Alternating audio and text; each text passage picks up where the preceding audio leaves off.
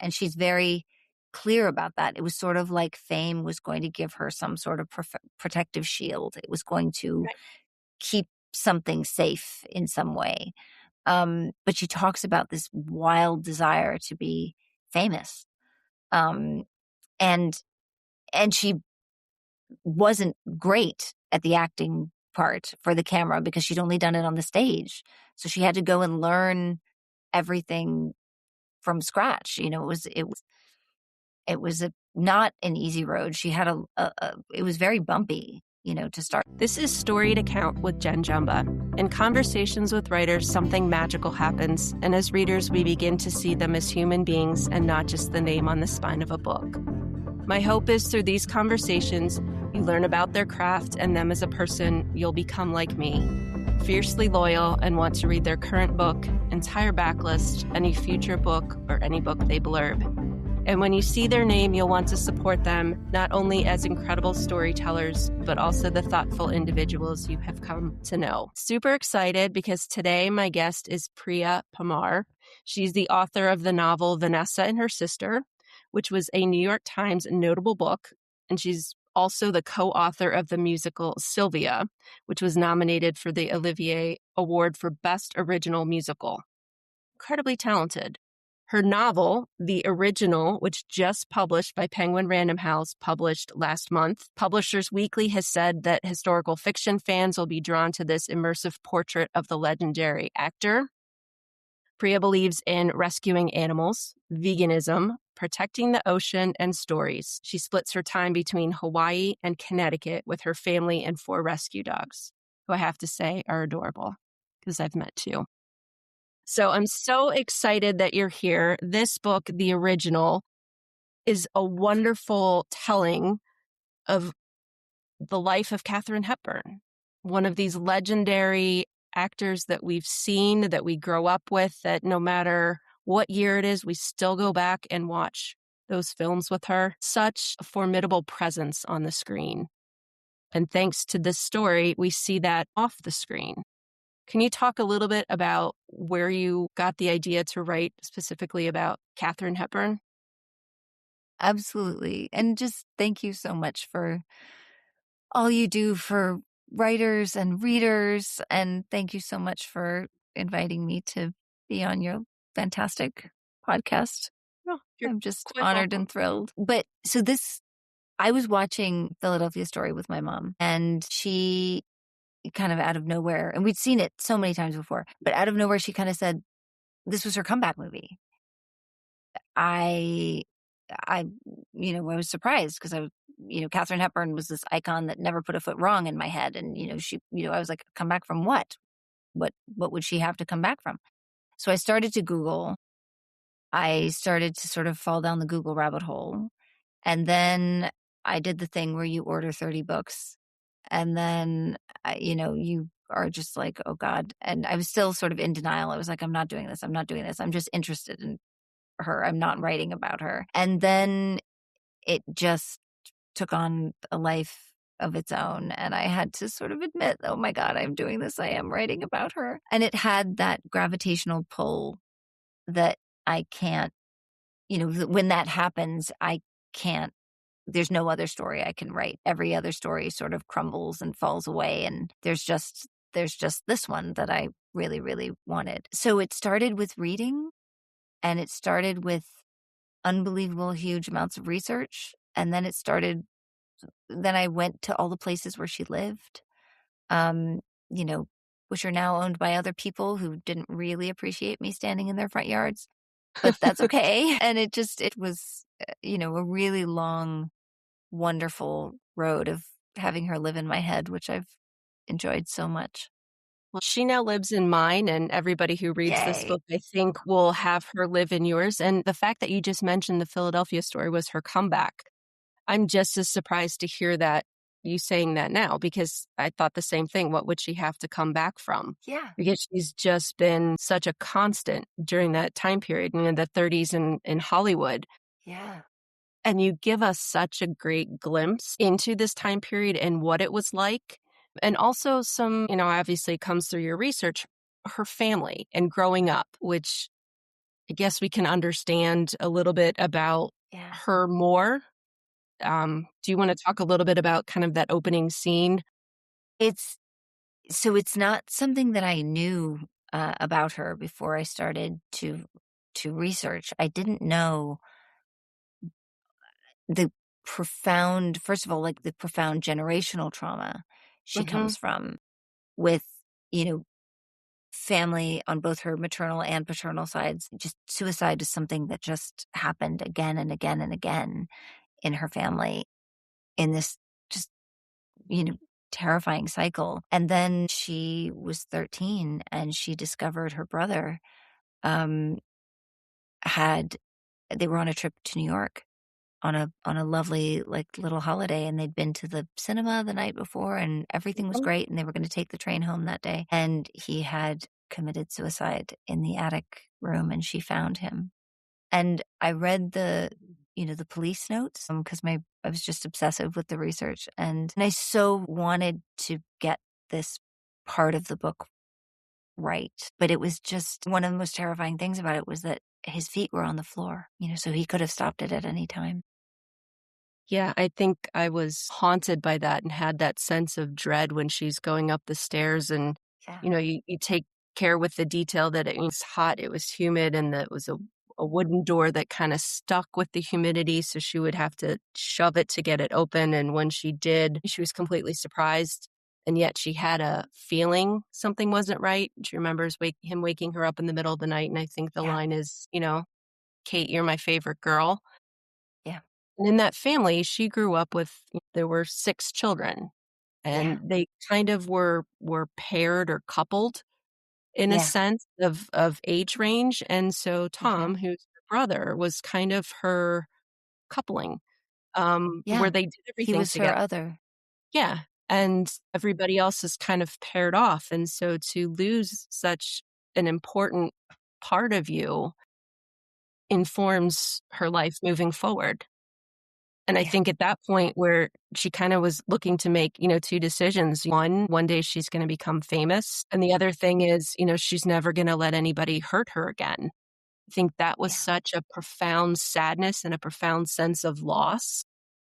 yeah. And then her parents, seemingly good people. I think her dad was a little tough. Very tough. I think interesting people, not necessarily I mean, good, I think they were very, very determined to she spoke all her life about having a good character, so I think that was a big drive, but they never spoke about him again.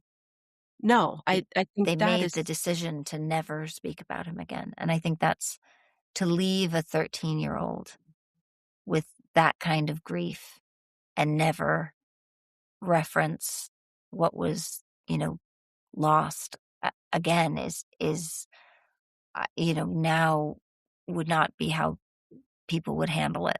I think then that was the best they could. That was the conventional wisdom that that's how they decided to handle it. I think it taught her so early that life is finite. In this way that if you're lucky, you don't learn until much later. right, and to learn that at that pivotal point where you're 13 Yeah, years old, that whole coming of age yeah, where everything is much more impressionable at that time, yeah. um, is really hard to imagine, and at the same time, her dad's a physician, her mom is incredibly smart. At one point, Yep. asked to run to be senator, and her dad's like, "Yeah, no, like, can't kind of outshine me," and they're very open. I think they talked about in her house, their family was not fazed by nudity or sex, but they No. refused to discuss fear, Yeah. and I thought, "Ooh, They that's." were they were very like, they were a medical family. Mhm. One of her brothers was in medical school, her father was a physician, he's a urologist. So the body wasn't there was no mystery, but fear and all of the sort of more vulnerable interior landscapes, I think weren't sort of acceptable to be discussing. from Yeah, it's almost what I like could tell from my research. hard science and like the soft science. There wasn't a way for them to seemingly coexist in the Hepburn house growing up. So Yeah. that's when she kind of made a decision where she was bound and determined to become somebody and become Yeah. somebody famous. And that Yeah. sense of resolve, that sense of spirit, that sense of Yeah. adventure. I mean, in today's day and age, we find it when we kind of marvel when somebody moves to a new city where they don't know people, much less, looking back in, time in the 1930s, Yeah. go up and move to Hollywood and become an actress. Okay. Yeah. So And amazing. she was not the acting part was less important to her in the beginning than the famous part, and she's very clear about that. It was sort of like fame was going to give her some sort of protective shield. It was going to keep something safe in some way. But she talks about this wild desire to be famous. And she wasn't great at the acting part for the camera because she'd only done it on the stage. So she had to go and learn everything from scratch. It Right. was not an easy road. It was very bumpy, to start with. And yet she was determined. And, Yeah. I think at one point she says people talk about her like losing something only makes her want it more. So that sense of like, okay, I'm not quite good enough on the camera, but the camera recognized something in her, obviously. Yes. This commanding and yet approachable presence that we see on the screen. That's not something you can teach. You can teach somebody, No. how to do lines or how to walk to the spot where they're supposed to be so the camera captures them, but that is something that was intrinsic and wholly her that Yeah. I think And that's is something that they fascinating. saw. Yeah. And she did her whole screen test with her back to the camera. It was a Yes. disaster. But George Cukor, the director, saw Yes. her sweep down and put down a glass, and that movement, he saw something and he was like, "There it is. That's what I want." And she was so ambitious and so fearless, just bold, that Yes. this is the Great Depression. And she insisted that her agent ask for 1,500 a week, which is insane at that time for an untried star. And so she gets off the train in Hollywood. She's had a metal filing. She went out into the viewing platform when they were leaving Chicago, and a metal filing came up from the rail, hit her in the eye. So her eye is now like enormous, red, weeping. She looks terrible. She's washing her face for whatever reason with rubbing alcohol because she thought it would look better under the lights. So her face is like shiny, red, weeping, like huge. She looked terrible. She was wearing an outfit that would have been very fashion forward in New York in the autumn. And here she is in California in the summer. It was Mhm. wool. It was not the right thing. So she gets off and they just are like, "Oh my God, this is what we are paying 15, what have we done?" And she like took it from there and she, managed to win them over and she managed to learn how to do this. It was a No, she's steep learning curve. for sure, but yet she was committed to it. And it Yeah. also kind of, I think, illustrates when you have somebody who believes in you, kind of what you're capable of. So the fact that George took a chance on her, right? Like what would have happened had he not?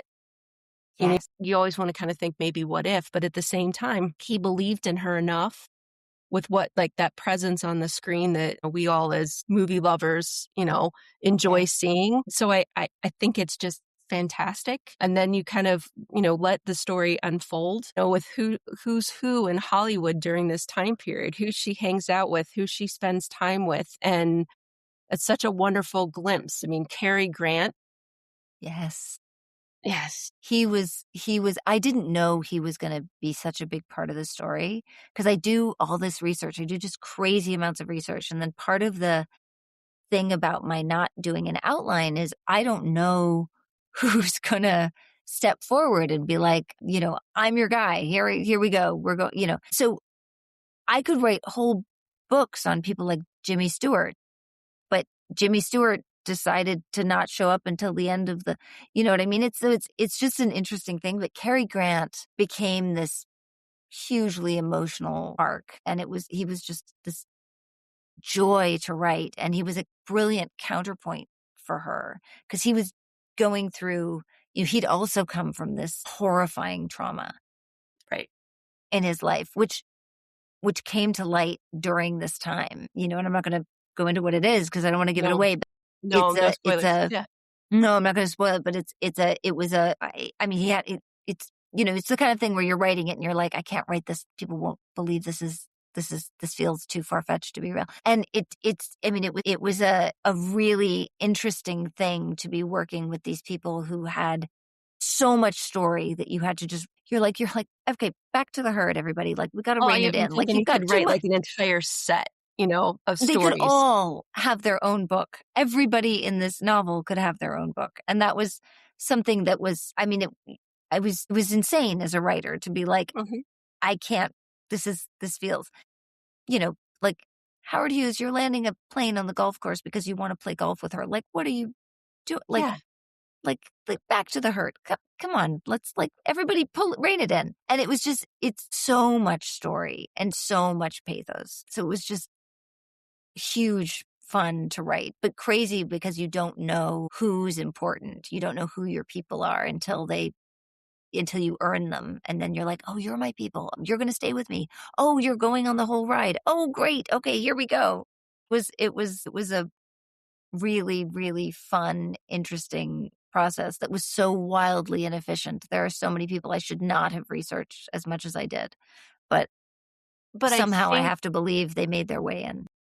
I think they did, or if not, their interaction with the characters that did earn their way in Yeah. acted in an authentic way because you knew all of that background and that Yes. backstory. So that what we're reading as readers, we know is how they would have genuinely acted versus not having that backstory. It's okay for me not to have it because I trust all the research you did is going to lend credibility to what they're saying, what they're doing, how they're acting in the book.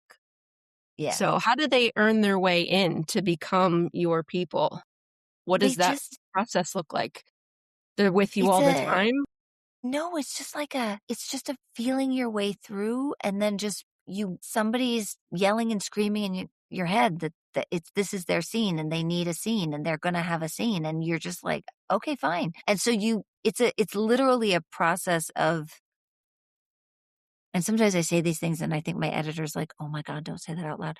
But, I'm like, it is sometimes a process of turning the movie on in your head and taking notes because 'cause you're watching it happen and you're hearing it happen and you're just taking notes. And I thought there are people who I thought were gonna play a huge role that don't, that are there in the background, and you're exactly right, it's those layers of sediment that are all well researched, and so you can trust them, and there's an authenticity, but I thought they were gonna have, a huge scene or an arc or a storyline or something, and they don't. Instead, sit next to her Tallulah Bankhead sits next to her on a bench at a Yes. party, and I thought Tallulah was gonna have this huge no, it turns out I was like, "Oh, you're leaving. Yeah. Okay, Or okay, you're Billy. leaving." Like, I thought Yeah, Billy Billy. "Oh, Billy you're had some leaving. wonderful Okay." words of wisdom to give Yeah. to Audrey. I think she said something like, "Get yourself a personality, find it, keep it, and do it fast," Yep, so that she being Kate, shapes her narrative on who she is and doesn't become that amorphous people pleaser where yes, everybody can. Yeah, but I think, wow, what sage advice. And I but was like, "Am I gonna see her again?" Not really, no, and that's okay because she did but that's the role she was supposed to. she's supposed to, but it's based on so much research. Er, Um, Edie, who was, Irene Selznick's sister, Mhm. you know, she had an entire, scene after scene after scene. I I realized, these aren't these are weight that is not meant to be here, and not this is just for me. This is because it's research that I did, that I loved, and things that I wrote that I wanted to keep. and it's not actually serving the story and it needs to hit the cutting room floor. And so Edie just went out by like, 80% of what I wrote about her went, but I wrote maybe 60 pages of Edie and, out she goes. Like Merle Oberon Yeah. had an entire story because I was so interested because I'm half Indian and she was half Indian and she had this huge thing where she was, hiding her background and I was so Yes. fascinated by it and I wanted her to be in there. And then I was like, "Oh, you're not meant to So be in there. You have to go sit with Edie over there." and Tallulah, so how do you decide, when it doesn't serve the story and it ends up, as you say, on the cutting room floor, you save those snippets for maybe something else or maybe I don't even know what it would be, a novella or something or a counterpoint to some of the stuff? Because I have to imagine that time period, the amount of research that you did, there are so many gems that, I mean, you could Yes, probably write another 10 books about, within the easily. same set of characters and just expand on each one because all the things were interesting. Irene's life was incredibly interesting. So Married to interesting. David and how David acted. Yes. And then she Oh, goes on to discover Tennessee Williams and do Streetcar Named Desire. I mean, she's just yeah, that was fascinating. fantastic. Yeah, Like yeah, no, complete. And Irving Thalberg, I wanted to write an entire, so all these people, I spent so much time with them and I loved them and I wanted to keep them. But when their story wasn't, when there wasn't a feeling of rightness, when it was a feeling of like, there's a part of you that knows it shouldn't be there and you're talking yourself into it and you're like, right. when you try something on and Yes. you're like, I almost love it. I Yeah, almost and love I it. could I just could love wear it. it to this. Yeah, Yeah, maybe I'll love it when I get home. Maybe I'll love it, yeah, maybe I'll love it in the summer. Maybe I'll love it right. with these shoes. Maybe I'll love it, but you Yeah, don't. And no, you don't. And then and you that end up you still bring returning it it home and you take off the price tags and you wear it and you don't feel great and you in don't it, feel great. And you're like, what have and I you done? Now probably I have don't to, wear it ever again. and Yeah, then you sell it to the real. Yeah, that's exactly what happens with, yeah. Yeah. I'm in touch with that problem. But that's exactly the same feeling of like, they belong there. Yes, absolutely. You should be here. And then it's like, oh no, now you have to go live with the real. It's like yeah. it's exactly that feeling. You're talking yourself into something and you should stop. But at the same time, it's such a fantastic story in so many other ways. It's just whether it's right for this particular story. So, Exactly. And I wanted this story to be Katherine Hepburn didn't waste words. She was no, very lean in her communication. She was very direct. She was very considered in what she said and how she spoke. And I wanted that leanness and that speed. And I wanted there to be sort of no drag on the book. I wanted it to move. And in order to have that, that's why I had to figure out exactly what the story was. And Cary Grant was this huge counterpoint and he was part of the engine that was making it go forward. So I got to keep him, which was such thank a goodness. joy. I was so Yeah, glad I got to keep him. But it was because it was all he was right. And so yeah, so it just all moved forward. But it was sad to lose some of those guys, but they all make an entrance. They all show up they do. at There's different points. some cameos and some really great Yes. things. And, I'm even thinking about the structure of the book because they're not chapters per se, they're sections. And Yeah. you talk about, and I don't know how you all do it, and I probably don't ever want to know because it's such a magical thing.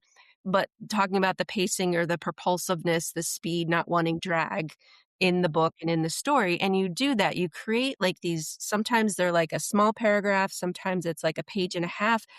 But I found myself like I could not stop reading because I needed to know what happened. And even though I know a lot Good. about her, um, I didn't know this part of the story, these parts of the story, and I think that's such a wonderful gift to be able to understand her. You talked about her efficiency with words.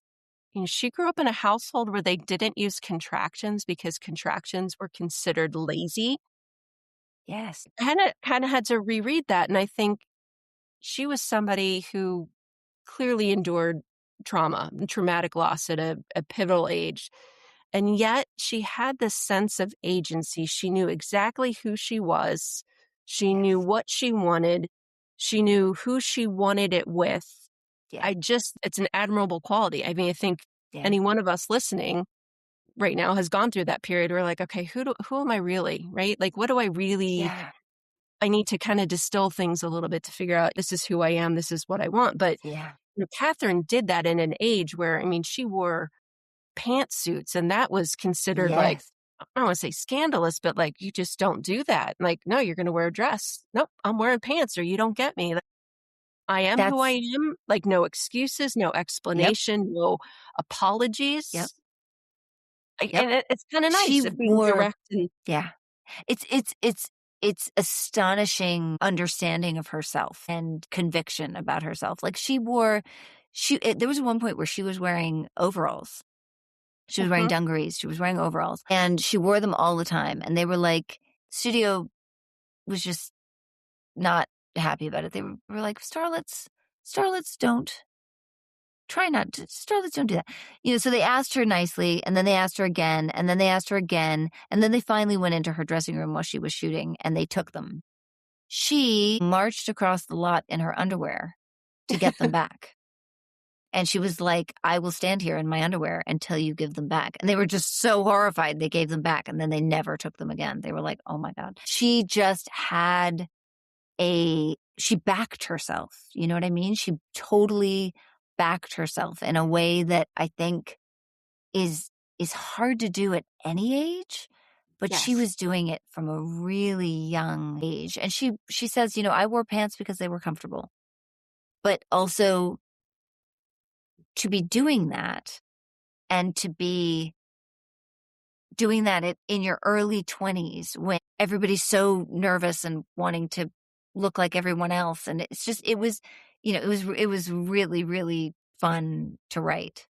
So yeah, that sense of self is such a great thing. I think at one point you talk yes. about like what the currency is in Hollywood. It is about Yeah. beauty, it is about connections, and it's about wealth. Yeah. And she owns who she is Yeah. in a world where you're acting. So, like, there's that other separate, like, extra part of it is, are Yes. people really, I mean, we don't know who people are. We don't know what happens behind closed doors. We like to think people are inherently good, but she's doing that in a world where, like, the whole point of acting is to become somebody else or to show something else. So she's at odds with that too, because she wants to Yeah. be who she is and trying to figure out who are her people, who does she trust? Yeah.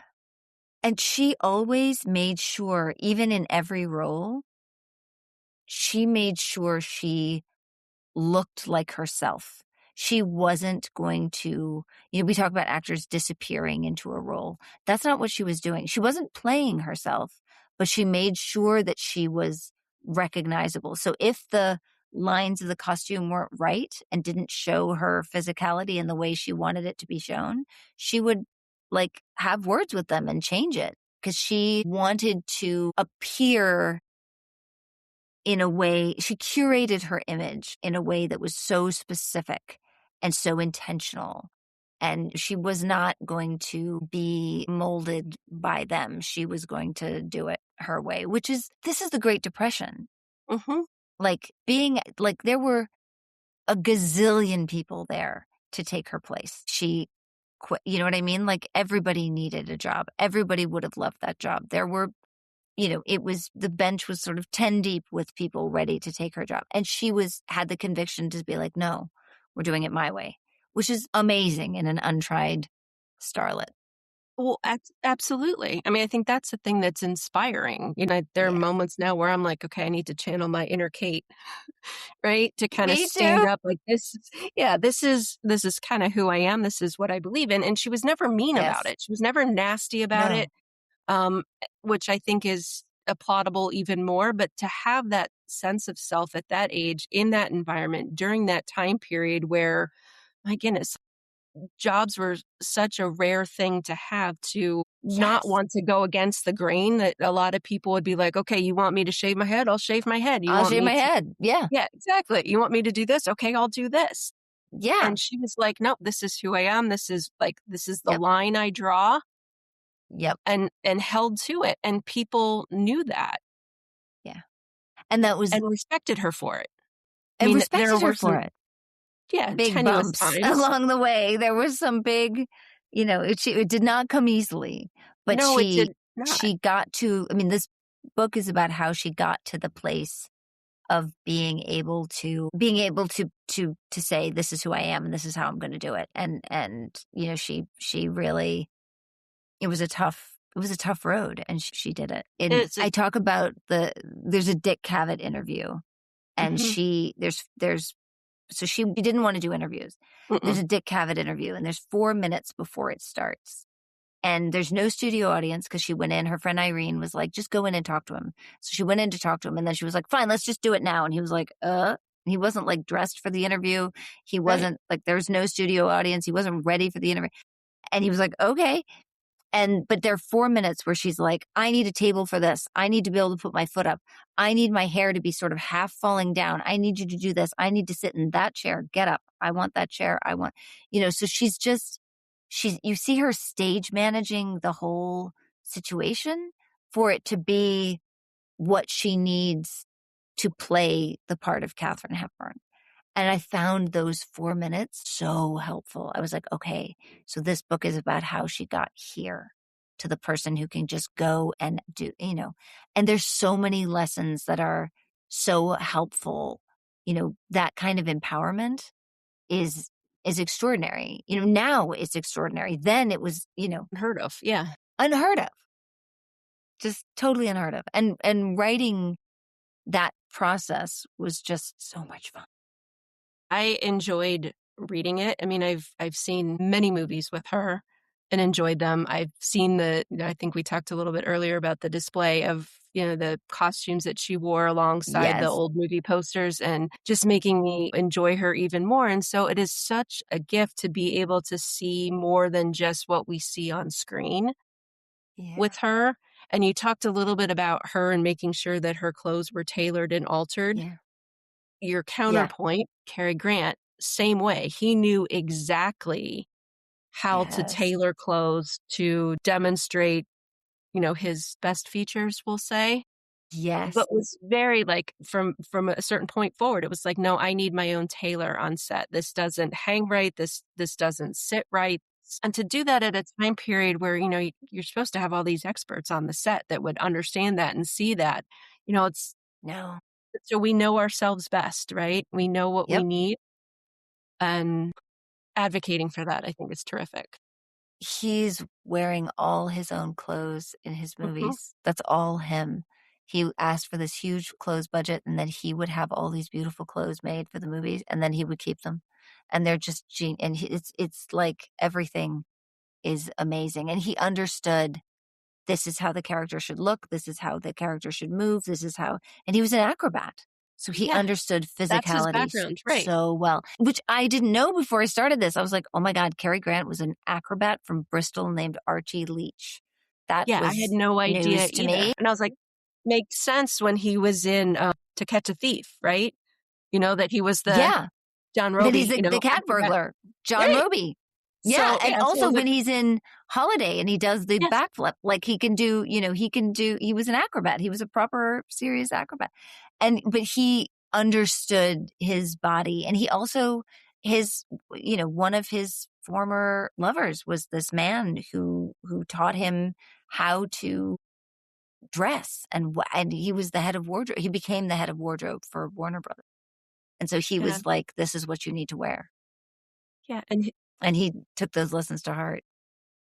his relationship with Randolph, Oh god. such a So such beautiful. a beautiful, I mean, there were lines where it was, they just settled into an ease like an old married couple. I mean, they were just beautiful, thoughtful of each other. Yeah. I And just what he actually says about Randolph at the end of his life, he's asked about Randolph, mhm. and this is historic, is what he said. And his answer was, someone said, "So what about your relationship with Randolph Scott?" And Cary Grant's answer was, "Have you ever heard of gravity collapse?" And the guy said, "No." And he said, "Some call it love at first sight." And I just thought, to say that in the 1960s about someone that you had loved and been with in the 1930s and 40s, and to just say it just like that, with no embellishment, with no nothing, just how much did you have to love someone to say that? Absolutely. Yeah, Yeah, I just, I loved the time that they spent together, Carrie and Randolph, and spending time with Kate, Catherine as well. yeah, I mean, there's even a line in the book where, they talk about that they're sitting out on the back deck when they're all facing the ocean, these 3 guys, Carrie, Randolph, and Howard gosh, Hughes. Howard. Yeah, I was Yeah. gonna say that, They but were really good friends. They were all really they're good really friends. good friends, and, they're all sitting in a row looking out at the ocean and having a tough conversation because it was easier to be looking forward and not looking at each other while they're having that Yeah. conversation, and I think you being able to capture that, it's just so much Yay. of humans, and how we act and how sometimes it's hard to have tough conversations and look Yeah. at somebody, but to still be able to have those tough conversations with your friends. And like Howard Hughes, like he was absolutely head over heels for Kate. And you mentioned earlier, landing his plane on a golf course because he wants to meet her and play golf, and she's in the middle of playing golf, And and she does she finds it stop? absolutely No. ridiculous. No, exactly. And that's the The thing, you talk about plane had to be this man. dismantled and carted away. And he was like, that's fine. And he Mhm. just kept it, chasing her along the golf course. I mean, and I was like, how do how, I'm going to write That's a that. big gesture. That's I going to mean, sound there's crazy, yeah, and that's not the only but crazy it's thing he did to get her, no, you no, know? it's not. And that's real. That really happened. And Yeah. I found him extremely poignant because Mhm, he loved her. And I mhm. feel like I feel like his life was defined so much at this early point by his deafness, because he was deaf on one side and he was six foot Yes. four. So he was sort of above everybody, and he couldn't hear and he couldn't be part of conversations. And he was this sort of debonair center of attention, incredibly gallant, incredibly Generous. charismatic. Yeah. But he was also sort of mysterious because he didn't talk that much because he was, because he couldn't catch the conversations. And she was the first one who was like, "Oh, you're deaf. Oh, okay. I'm going to speak up and I'm going to speak to your good ear and I'm going to bring you into the conversation and I'm going to make you part of it." And it just gave their like interactions this amazing kind of Tenderness. huge tenderness and humanity, just such humanity. And there was just so much love. Mhm.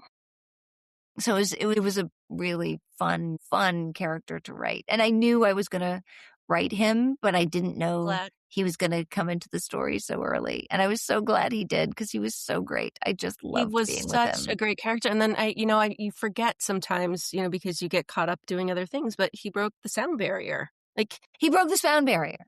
like, you kind of forget about that in a time period where we don't have access to the amazing engines and planes and things we have today, but, like, he just was just as bold as Kate, like, knew what he wanted to do, knew what he wanted to accomplish, and then worked hard to get there, as did she, and I think that was something that they shared in common Yeah. was Broke the sound barrier, and after directing the most expensive movie ever made. yes, Like did both. You're it just hit the breadth of his abilities were sort of shocking, and his huge contribution to aviation.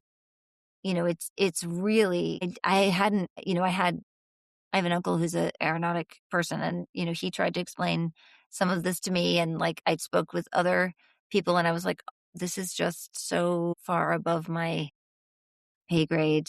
yeah, I'm having trouble understand, but I did, so I yeah, got the basics, but just understanding how much truly innovative he was. He was his mind genuinely, constantly at work and how he was able to yes, kinda break things down, and there's yes, yeah, I just find remarkable when people can think like that and change yes, things as we know them versus like, "Okay, well, you did something great," but it truly changes the trajectory, no pun intended, of Yes, yes. aviation.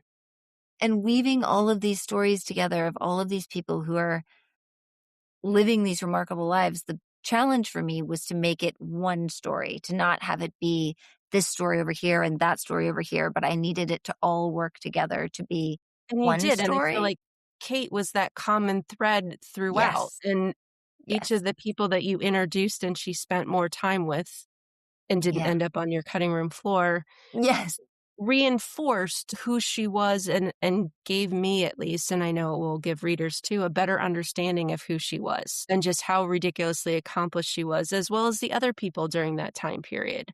You know, to have studios in the middle of a depression making movies because people yeah. need an escape. And one of my favorite lines, I have to talk about it, you're gonna have to give me a second, is I love that you have lines that you love. That makes me so happy.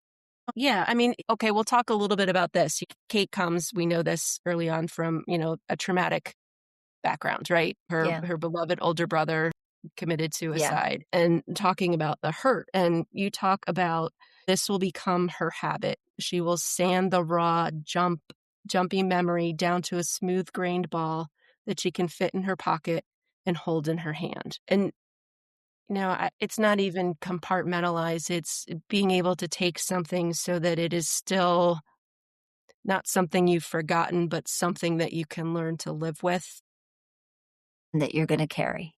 that you're gonna carry. I mean, just such a beautiful line, to Thank you. talk about. The other thing is No, no, no, that was such a I needed to find a way of because all that hurt, what do you do with it? How do right, you move forward with it? And there's so many ways of expressing that I feel like didn't capture that feeling of that physical component for me. So I really wanted to find a way of capturing the physical feeling of carrying something really thorny and difficult and hard and and tough and doing it in a way that's you're not always carrying it the same way. You don't just put it in your no. pocket and that's it, you go on. You have to it moves, Yeah, that you even was talk about, real heartbreak is noiseless. It is named, the names you never speak aloud, and I think about the fact that she could never really talk about her brother Tom and how hard that had to be at the age of 13. I mean, I'm way older than 13, and I can't imagine incurring a loss and not being able to ever talk about it, let alone at an age when you're still trying to figure out who you are and what you're about and, yeah, what you're gonna kinda do with your life. yeah. And then this is one of the things that isn't in the novel, but it is in the novel, but isn't in the novel. She did so one of the characters that she played really early on, her second film is called Christopher Strong, and that character commits suicide. And she had to play that. And I had to find a way of, you know, expressing that nobody, that nobody knew this, that she had this history and nobody knew this history. And she was having to draw upon it for her work and she was having to live it in her work. And it was not something that anyone knew was going on in her Mm-mm. while they're watching her do a scene. She has this life behind her that they don't know about. And I just like, what would that do to you when you're No. there on a movie set and you're trying to prove yourself and you're new at this and somebody's touched a nerve that is so raw. That was some of the things that I was kind of trying to figure out how to weave through without hitting the reader over the head with them. No, and you do a great job. I mean, you even use a phrase where grief swallowed is grief doubled. So it speaks to that we don't speak about and doesn't have that outlet in that place, and for her Yeah. to play that role, I don't know Yeah. how she got through it. I don't know how she was able to kinda separate from what she is acting versus what happened to her brother. Yeah. And that's the thing is they're talking about it as if it's something you couldn't possibly know, but she does know. She's far more experienced in that Hmm? you know, horrifying landscape than anybody in the room guesses. And that was a really difficult thing because I wanted to get it right and I wanted to be super sensitive and I wanted to, because I've had people close to me who've made that choice and done that. And that's something that, uh, so I was, that's where I was getting that kind of, Mhm.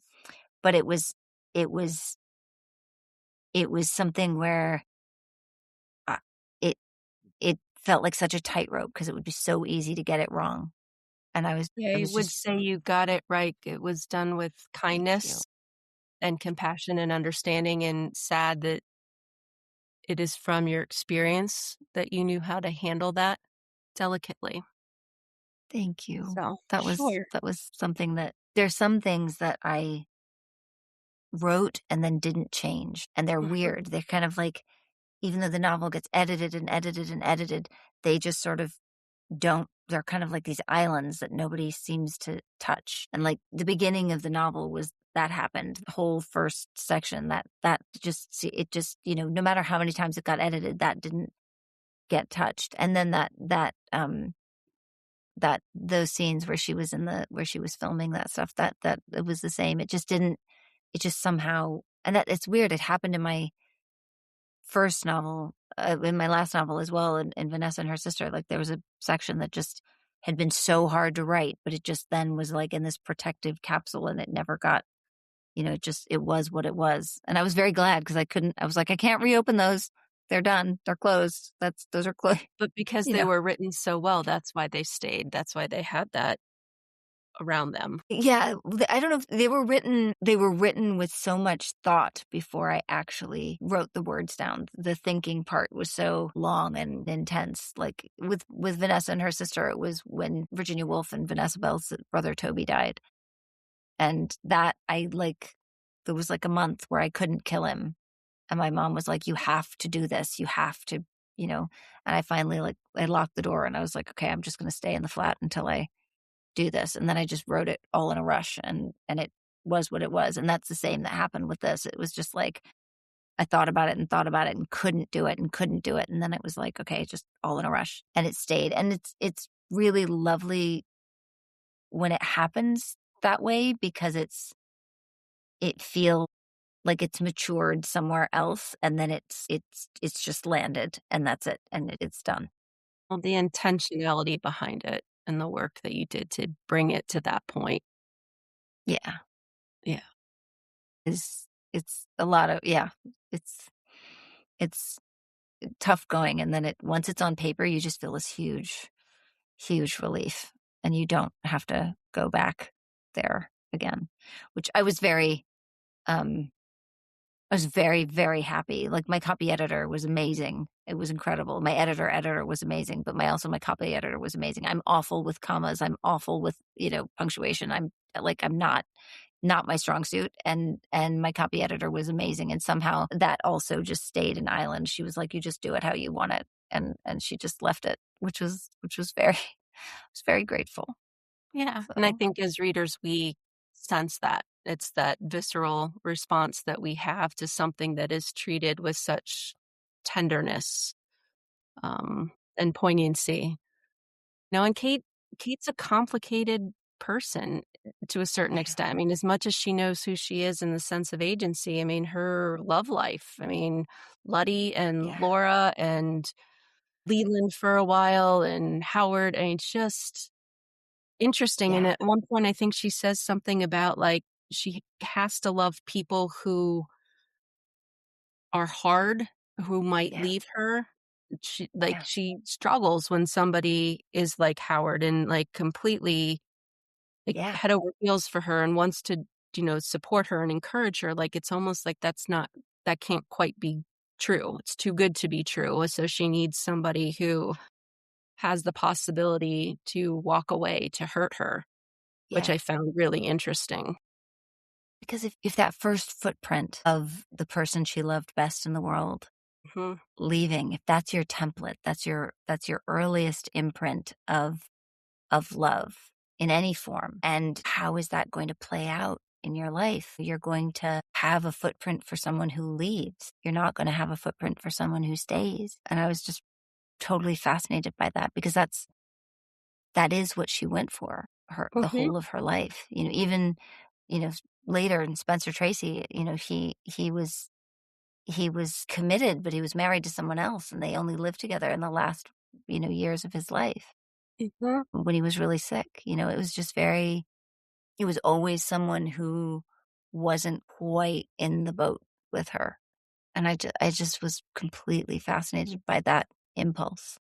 Yeah, I think a little bit about things that the imprints, of our early lives and whether or not that influences or defines Yeah. our life, you know? Yeah.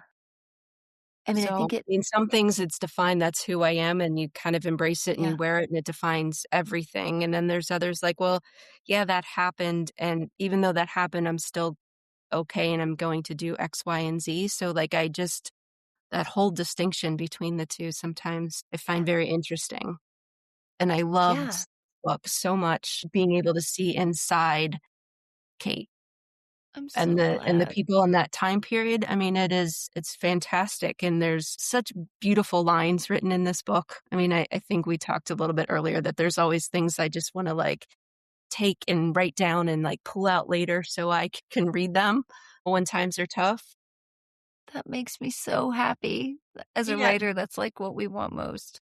Oh, well, thank you all for writing such wonderful things. David Selznick, who's talking about movies, and we're talking about, Hollywood during the Depression, right? So it's this also tenuous time. Like, should we be even doing, people are starving, people are in line waiting for food. Yeah. And Hoovervilles it's everywhere. exactly. And David talked about the audience that comes to watch movies, in terms of what stories are told. And he said, Yeah. hell, if it doesn't stay with them, what are we doing? And I just think the same goes for you all as writers and for this particular book. This particular book will stick with me. I'm sure it's Oh, gonna I'm stick with so many glad. other readers. So that's essentially, I would think, what you would want as writers for things to stick. Otherwise, why do what you do? That's what we what you get asked, what do you want a reader to take away? And the thing that Mhm, I want a reader to take away is exactly the way you showed me your book earlier and how it's got mhm, like all of the notes all through it and all of the like highlighted bits and all of the tabs all the way through it. And that sense of ownership, that sense of recognition, that sense of resonance, that's most what I want. I want a reader to walk away from the book and feel like it's theirs. Like that's what I want. You that's why you do it. I don't believe that two people ever read the same book. I think you read a book meet it with your own experience, your memory, the life you've lived, the things you've, seen and smelled and touched and felt and, all the things. And that is, it's so different things are going to resonate for different people. And it's going to, no two people are going to read the same book. And so I always most want a reader to feel a recognition and an ownership and a sense of this is how it this is how it resonates in my life. right. That's the best you can possibly get as a Yeah, writer. and I think kind of adding on to that, being able to talk to the people like you, the writers who wrote the book that I now have this sense of tabbed ownership of I love that. is special. And then to be able to discuss it with others, I think that's why book clubs are so interesting, is because you said no Yeah. two people read the same book, and shaped by our own experiences, our own Yeah. imprints, that type of thing, these most amazing conversations come out, and the things that we learn about other people, the book was a vehicle to have that conversation, Yes. and the lessons learned from this book in Ex terms of who we are and owning that, and that's okay. Somebody is going to want that and advocate for that instead of Yeah. selling Yeah. out, I think is an important takeaway. Absolutely. And I'm fascinated by book clubs. I've never been in one, and I've always wanted to be in one. I've never been in one, but I love going to talk to book clubs because It's watching a group of people interact and discuss, not just my book, any book. Like, Mhm. I find that uh, difference of experience when you've read a book and you don't, all of the discussions that come from not having read the same thing because you have different lives behind you. I find that so interesting. But I find readers, like they love authors to visit their book clubs, but they don't want them to be a permanent part of their book club. But so I would love No, to no, be no. in a Yeah. book club one day. Okay, let's start a book club. I would absolutely start a Okay. book club. I Okay. think that's a great idea. But it's just it's so I find it like I find the way that people read and consume books so interesting. And I'm as a writer, it's something that I could just listen to people talk about forever. It's yeah. So what you do is just hugely, hugely important to people like Touche, me. my friend. Touche. No. So, Priya, I would talk to you for the rest of the evening, but we're coming up on the Yep. end. So this is story's end. Final 5 questions. Okay. Okay. So Kate talks about swimming and kind of everything resets with water. Yeah. What is your reset? Water. Water. 100% water. And that's 100%. true. She really did do that. But Yes. and she swam till the end of her life. She was like literally in her late 80s, and there are pictures of her swimming in the winter. I don't know. It's insane. Consistency. So, not cold water necessarily the way she did, but water. Good. Absolutely. After doing all of this research, do you now have a different favorite Katherine Hepburn film? Goes back and forth. It's, I didn't love Bringing Up Baby as much as I loved it at the end. I love it so wildly now. Mm-hmm. I Yep. love it so truly now. But I didn't, before I started this, I didn't love it in the way that I do now. But Lion in Winter is also So Lion good. in Winter. Oh my God, my God. And Philadelphia Story. But Lion in Winter gets me, Well, there's you just know, such a right in the heart. yeah, without a doubt. Is there any like book or movie or TV show that you think she would be perfect in today? Wow, great question. I mean, I feel like she can do anything. She, that's the thing is I feel like she could do anything. And I see, like there's the movie Patrick Marber's play, which was turned into a movie, Closer, which was back. I think it came out in like 2003 or something. I don't know, but she could play the Julia Roberts part like nobody's business.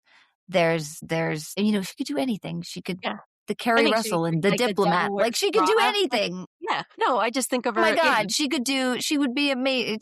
She played she the just Meryl has the Streep part right, in like, Devil Wears she can Prada. be warm and then she can deliver just that right amount of snark, which is Such a sting in the tail. It's yeah. just amazing. Yeah.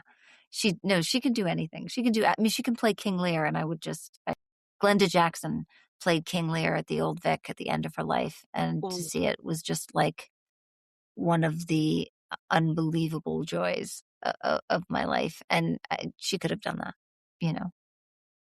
I know she was in her 80s. Oh my God. yeah. But yeah, she could do it. She could do anything. Do you ever read the end of a book first? Yes, I do. I know. I'm not proud of it. I'm No, it's not okay. proud of it, but I'm fascinated by if a book is super drawing me in. I don't want to just be drawn in. I also want to know, how does it work? I always need to like pull it apart and understand, how does this work? Why is this working? Okay, so this is the murderer. All right. So how are you laying the groundwork for this to be the murderer? Why aren't I Mhm. seeing this here? So I need to like, I don't want to just go to the puppet show. I need to understand the You strings. need to Like pull the I string. need to like where are the strings? What is happening here? So I need to, yeah. So I do read the end of a book, not first, but Yeah, part I'll way. be like in it. And then I'll be like, okay, what's going on? And I also need to always check and make sure animals are alive. Okay. Like, I'm the Fair. one who watched The Wizard of Oz and was just like, "Oh my god, where is Toto? Where is Toto? Where is Toto? Where is Toto? Nobody's mentioned Toto. She's not got a leash. This is so irresponsible." Like, you know what I mean? Yes. It's just She's in a basket sometimes. but she gets out of the basket, and she's I know not she gets worried out of enough the about basket it. in the forest. I know. In the Yeah. forest, and I'm like, you're really focused on the wrong things. So, like, I'm I need to make sure Yeah. animals live, so I always go to the end and make sure. And then the last question, what song is always on your road trip playlist? Chris Parika, holy. It's a Chris Parika levels me flat, and holy is a I drove I'm always at the vet. I drove to the vet the other day, and I listened to it. I mean, I drove to the vet and then had to come home because I'd forgotten one of the medications, and then went back to the vet, and then had to come home because I needed another dog because there's 4 of them, then went back to the vet, and I listened to that song all 3 trips to the vet. Like, I think I was driving for an hour just listening to that song because Yeah. it's It's just amazing how music resonates, just like this book does with capturing her incredible life and the incredible lives of the people that she was friends with and the in crowd. So, I'm so happy you think so. That makes me really happy. absolutely. I want to say thank you to those of you who are listening, and thank you to Priya for your fabulous book, the original. In your acknowledgments, you say that the words found most often to describe Katherine Hepburn are independent, unapologetic, and original. And I think this book captures all of these descriptions with thoughtful examples of how Kate lived her life and a glimpse into her soul. You will enjoy having a backstage pass to Hollywood and some of the biggest names of that time who have also cemented themselves in history. To find out who else will be visiting, go to storytocount.com. This is Story to Count with Jen Jumba.